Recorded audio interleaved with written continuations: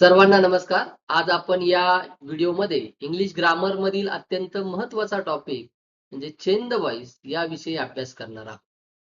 या chain the voice वरती आपल्याला परीक्षेमध्ये दोन प्रकारे क्वेश्चन्स विचारले जातात. एक म्हणजे आपल्याला व्हॉइस आयडेंटिफाय करायला सांगितला जातो आणि दुसरा प्रश्न म्हणजे दिलेला जो काही व्हॉइस आहे त्याचं रूपांतर दुसऱ्या व्हॉइस मध्ये करावं लागतं. याचा डिटेलमध्ये अभ्यास आपण या व्हिडिओमध्ये करणार आहोत. बोलताना किंवा लिहिताना एखादी क्रिया आपल्याला वेगवेगळ्या प्रकारे सांगता येते. थोडक्यात ज्यावेळेस क्रिया कोणी केली आहे हे महत्वाचे असते, त्यावेळेस आपण ऍक्टिव्ह व्हॉइस वापरत असतो आणि ज्यावेळेस क्रिया कोणी केली हे महत्वाचे नसून कर्म जास्त महत्वाचा असतो, त्यावेळेस पॅसिव्ह व्हॉइसचा वापर करत असतो. आज जो आपण टॉपिक शिकतोय चेन द व्हॉइस, या व्हॉइसचे दोन प्रकार आहेत. आपल्या समोर दिसत आहेत ऍक्टिव्ह व्हॉइस आणि पॅसिव्ह व्हॉइस. ह्या ऍक्टिव्ह व्हॉइस मध्ये कर्ता अत्यंत महत्वाचा असतो, ज्याला आपण सब्जेक्ट म्हणतो, आणि पॅसिव्ह व्हॉइस मध्ये कर्म याला महत्वाचं स्थान दिलेलं असतं, म्हणजे ऑब्जेक्टला महत्वाचं स्थान दिलेलं असतं. आता आपण काही सेंटेन्सेस पाहूया, म्हणजे आपलं ऍक्टिव्ह व्हॉइस म्हणजे काय आणि पॅसिव्ह व्हॉइस म्हणजे काय, तसेच यातील फरक काय आहे तो आपला क्लिअर होऊन जाईल. Look at the first sentence, I eat a mango. तर हे जे वाक्य आहे ऍक्टिव्ह व्हॉइस मधील वाक्य आहे. आय ईट अ मँगो, मी आंबा खातो. या ठिकाणी जास्त महत्व मला दिले आहे. मला या ठिकाणी आय हे काय आहे, सब्जेक्ट आहे. आय हा सब्जेक्ट आहे, ईट हे वर्ब आहे आणि अ मँगो हे ऑब्जेक्ट आहे. क्लिअर झालं? आय हा सब्जेक्ट, ईट हे वर्ब आहे, अ मँगो हे ऑब्जेक्ट आहे. हे सेम वाक्य आपण पॅसिव्ह व्हॉइस मध्ये पाहूया. A mango is eaten by me. A mango जे या ठिकाणी कर्म होतं की नाही ऍक्टिव्ह व्हॉइसच्या वाक्यामध्ये, ते सेम वाक्य आपण पॅसिव्ह व्हॉइस मध्ये केलेलं आहे. बघा या वाक्यामध्ये अ मँगो इज इटन बाय मी, आंबा माझ्याकडून खाल्ला जातो. या ठिकाणी मँगोला जास्त महत्व दिले, आंब्याला, मला जास्त महत्व दिलेलं नाहीये. क्रिया कोणी केली याला जास्त महत्व दिलं नाही, तर कर्म जे आहे त्याला जास्त महत्व देण्यात आलेलं आहे. आपण पुढील व्हिडिओमध्ये शिकणार आहोत की कशा प्रकारे आपल्याला ऍक्टिव्ह व्हॉइसचं पॅसिव्ह व्हॉइस मध्ये करायचं आणि पॅसिव्ह व्हॉइसचं ऍक्टिव्ह व्हॉइस मध्ये. परंतु आपल्याला या व्हिडिओमध्ये ऍक्टिव्ह व्हॉइस आणि पॅसिव्ह व्हॉइस कसा आयडेंटिफाय करायचा ते महत्वाचं शिकायचं आहे. कारण सुरुवातीलाच मी तुम्हाला सांगितलं की दोन प्रकारे आपल्याला परीक्षांमध्ये प्रश्न विचारला जातो. एक तर आयडेंटिफाय करायला सांगतील तुम्हाला ऍक्टिव्ह व्हॉइस आहे की पॅसिव्ह व्हॉइस आहे ते आयडेंटिफाय करा, किंवा दुसरा प्रश्न असा विचारला जाऊ शकतो की एखादं ऍक्टिव्ह व्हॉइसचं वाक्य दिलं जाईल, ते पॅसिव्ह व्हॉइस मध्ये करायला सांगितलं जाईल, किंवा पॅसिव्ह व्हॉइसचं वाक्य दिलं जाईल ते ऍक्टिव्ह व्हॉइस मध्ये करायला सांगितलं जाईल. Now come to the second sentence, Raju wrote a letter. या सेंटेन्स मध्ये राजू हा सब्जेक्ट आहे, रोट हे वर्ब आहे, second form of the verb आहे, आणि अ लेटर हे काय आहे, ऑब्जेक्ट आहे. बरोबर. राजू रोट अ लेटर, राजूने पत्र लिहिले. सब्जेक्ट महत्वाचा आहे ऍक्टिव्ह व्हॉइस मध्ये, जास्त महत्व सब्जेक्टला देण्यात आलेलं आहे, राजूला इथे महत्व दिलंय. ते सेम सेंटेन्स आपण पॅसिव्ह व्हॉइस मध्ये जर पाहिलं, a letter was written by Raju, letter Raju कडून लिहिलं गेलं. जास्त महत्व कशाला दिलं, या लेटरला, ऑब्जेक्टला महत्व दिलेलं आहे. आता आपल्या समोर प्रश्न पडतो की हा ऍक्टिव्ह व्हॉइस आणि पॅसिव्ह व्हॉइस आम्ही आयडेंटिफाय कसा करायचा. या पुढील स्लाइड मध्ये आपण अत्यंत महत्वाच्या आयडियाज पाहणार आहोत, ज्या आयडियाजद्वारे आपल्याला ऍक्टिव्ह व्हॉइस आणि पॅसिव्ह व्हॉइस अगदी सहजपणे आयडेंटिफाय करता येणार आहे. आता आपण अभ्यास करूया how to identify types of voice. परीक्षेमध्ये आपल्याला प्रश्न विचारला जाईल की identify the types of voice. एकतर ऍक्टिव्ह व्हॉइस आहे किंवा पॅसिव्ह व्हॉइस आहे, ते आपल्याला ओळखायचंय. मग आपण काय करणार, आपल्याला दिलेलं जे सेंटेन्स आहे त्या सेंटेन्स मधील वर्ब पाहणार आपण. या वर्ब वरून आणि वर्बच्या अगोदर जे आलेलं टू बीचं रूप असणार आहे, हेल्पिंग वर्ब असणार आहे, त्यावरून आपल्याला ओळखता येणार आहे की दिलेलं वाक्य ऍक्टिव्ह व्हॉइसचं आहे की पॅसिव्ह व्हॉइसचं आहे. अत्यंत महत्वाची एक गोष्ट लक्षात ठेवा, पॅसिव्ह व्हॉइस मध्ये नेहमी वर्बचं थर्ड फॉर्म असतं. V3 past participle of the verb. बघा आपण प्रत्येक काळाच्या प्रकारानुसार वाक्य आपण पाहूया, डिटेलमध्ये पाहूया. त्यानंतर शेवटी मी तुम्हाला एक सोपी आयडिया देखील सांगणार आहे की कसं ओळखायचं आपण. सिंपल प्रेझेंट टेन्सचं जर वाक्य असेल, ऍक्टिव्ह व्हॉइस मधील वाक्यामध्ये वर्ब येईल फक्त.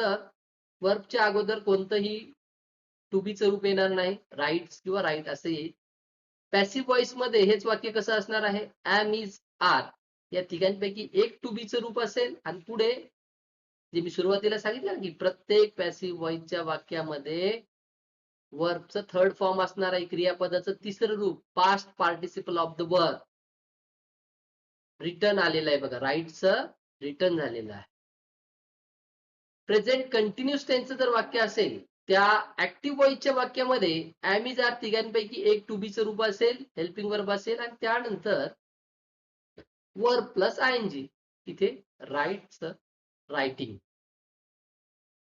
आणि पॅसिव्ह व्हॉइस मधील वाक्य कसं असेल तेच, एम इज आर या तिघांपैकी एक टू बीचं रूप असेल, त्यानंतर बिंग BEING बिंग आणि पुढे सगळ्यात महत्वाचं म्हणजे पॅसिव्ह व्हॉइसचा आत्माच आहे तो वर्बचा थर्ड फॉर्म. जर प्रेझेंट परफेक्ट टेन्स मधील वाक्य आलं, त्यामध्ये वर्ब आपल्याला दिसेल थर्ड फॉर्म मध्ये.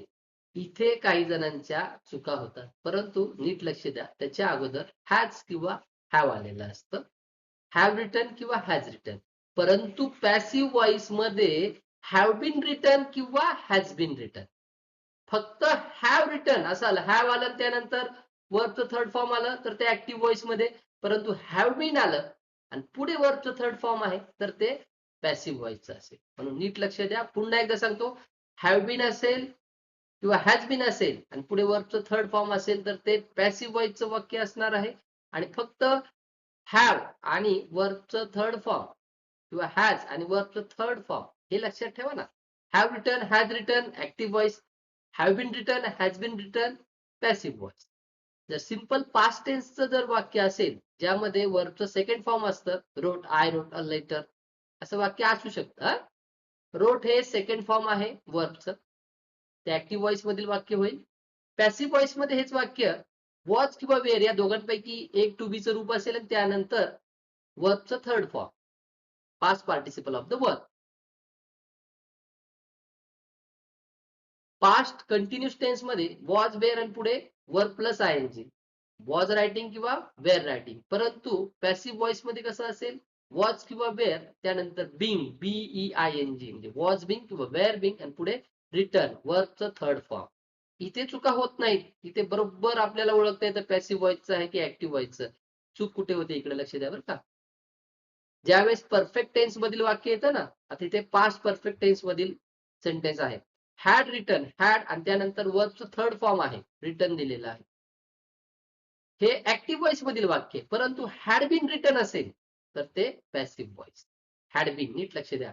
जसं वरती परफेक्ट प्रेझेंट टेन्स मध्ये हॅव बीन, हॅज बीन आणि पुढे रिटर्न, तसंच पास्ट परफेक्ट टेन्स मध्ये हॅड बीन रिटन असेल तर पॅसिव्ह, पण फक्त हॅड रिटन असेल तर ऍक्टिव्ह व्हॉइस होईल.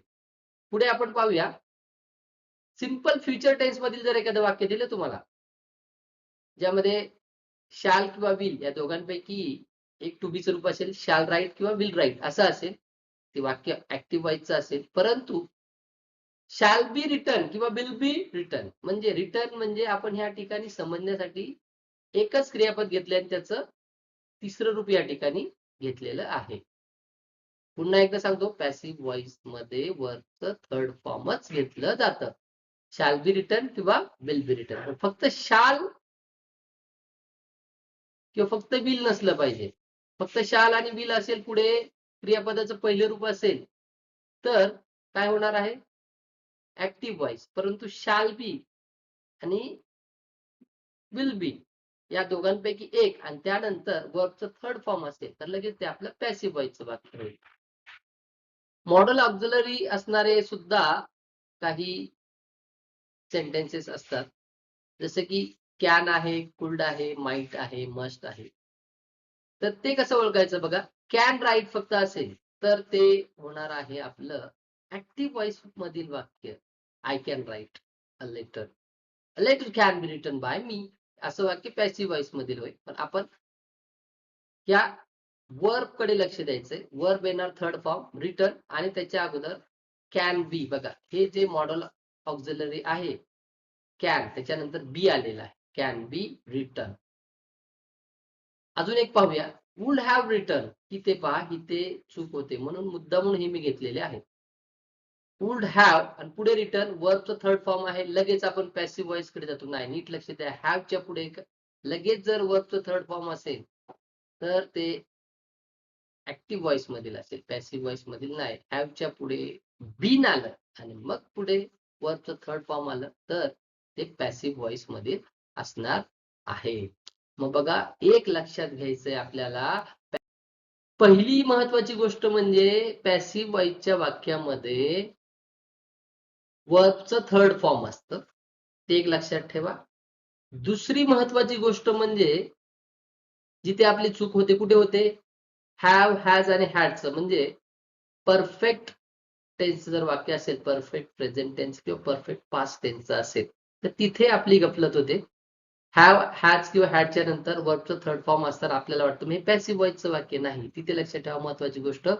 हॅव, हॅज किंवा हॅड याच्या नंतर बीन असलं पाहिजे. बीईईएन बीन आणि त्यानंतर वर्बचं थर्ड फॉर्म.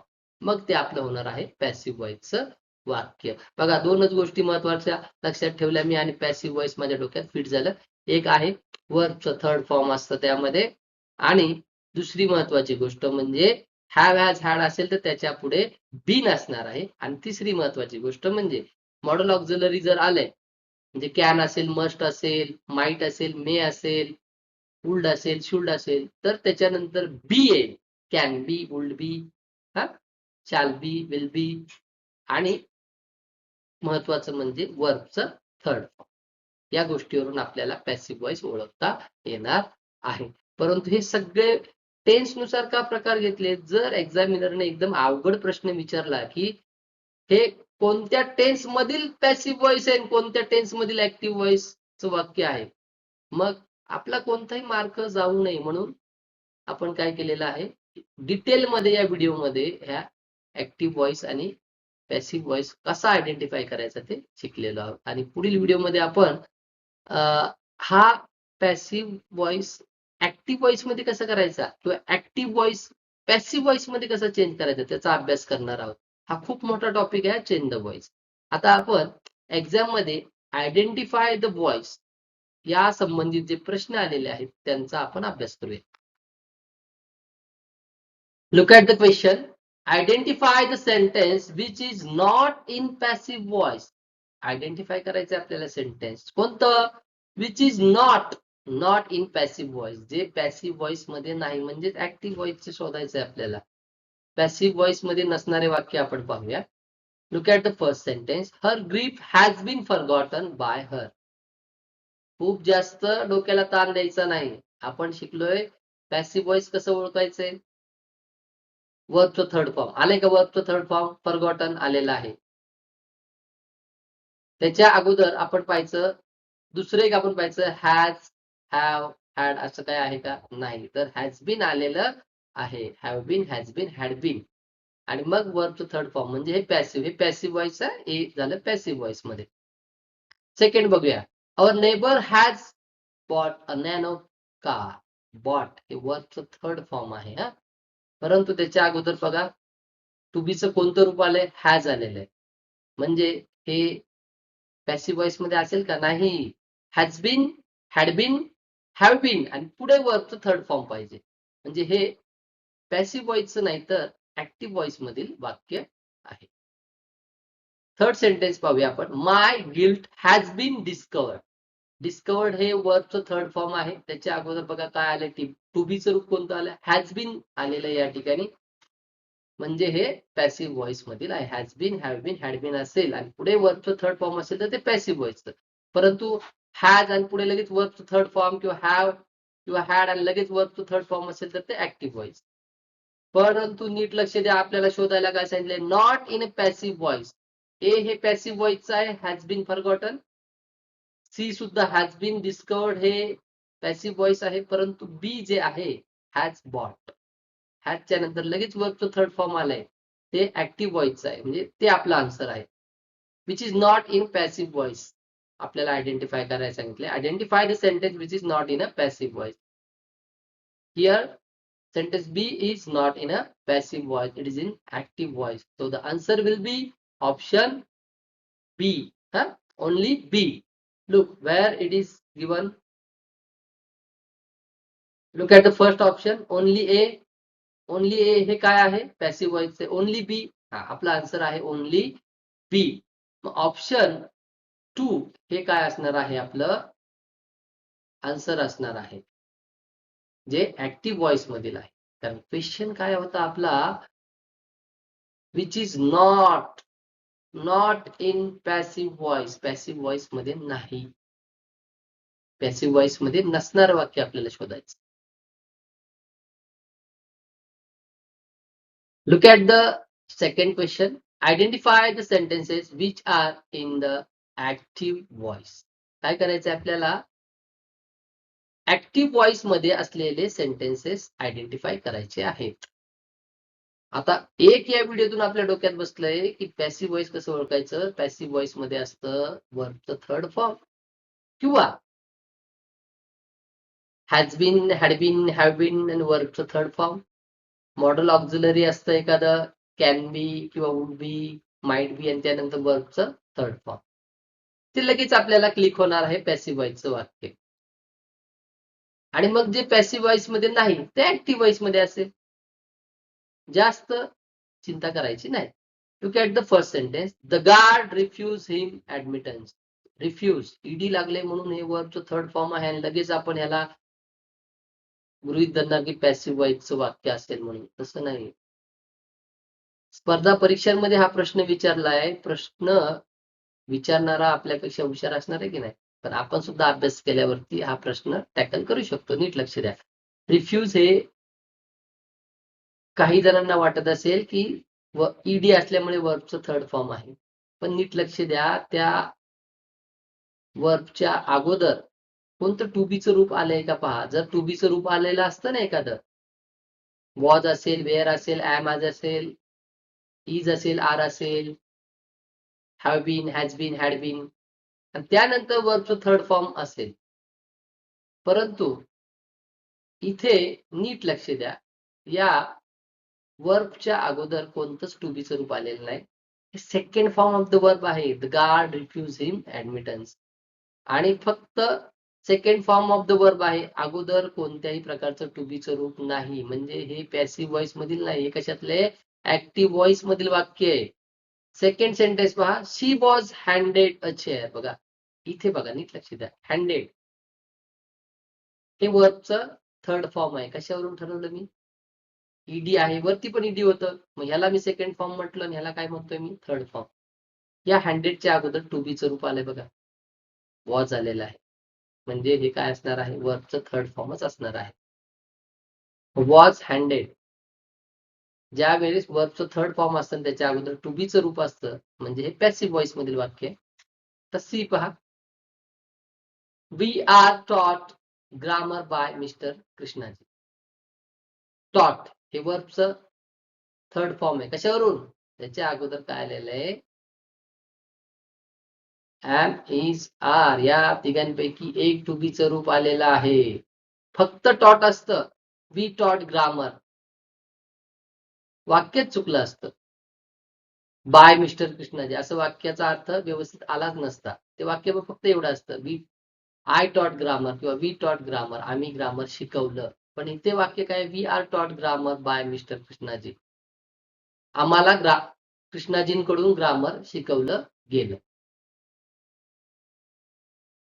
हा वाक्याचा अर्थ आहे. आपल्याला लक्षात काय घ्यायचंय, आपल्याला फक्त ओळखायचंय, आयडेंटिफाय करायचंय, पॅसिव्ह व्हॉइसचं आहे का ऍक्टिव्ह व्हॉइसचं आहे.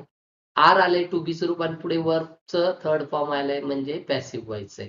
म्हणजे हा बी पॅसिव्ह व्हॉइस झाला, सी पॅसिव्ह व्हॉइस झाला. ऍक्टिव्ह व्हॉइस कोणता आहे, ए, ओनली ए. ओनली ए असा ऑप्शन कुठे आहे, एक नंबरला आहे, ओनली ए. हे आपलं झालं आन्सर. या व्हिडिओमध्ये आपण व्हॉइस आयडेंटिफाय कसा करायचा, म्हणजे दिलेले वाक्य ऍक्टिव्ह व्हॉइसचं आहे की पॅसिव्ह व्हॉइसचं आहे ते कसं ओळखायचं याविषयी अभ्यास केला. पुढील व्हिडिओमध्ये आपण व्हॉइस चेंज कसा करायचा, म्हणजेच ऍक्टिव्ह व्हॉइसचं वाक्य पॅसिव्ह व्हॉइस मध्ये कसं करायचं आणि पॅसिव्ह व्हॉइसचं वाक्य ऍक्टिव्ह व्हॉइस मध्ये कसं करायचं याचा डिटेलमध्ये अभ्यास करणार आहोत. यासारखे आणखीन व्हिडिओ पाहण्यासाठी आपण या चॅनेलला लाईक, शेअर आणि सबस्क्राईब करा. चला भेटूया पुढील व्हिडिओमध्ये.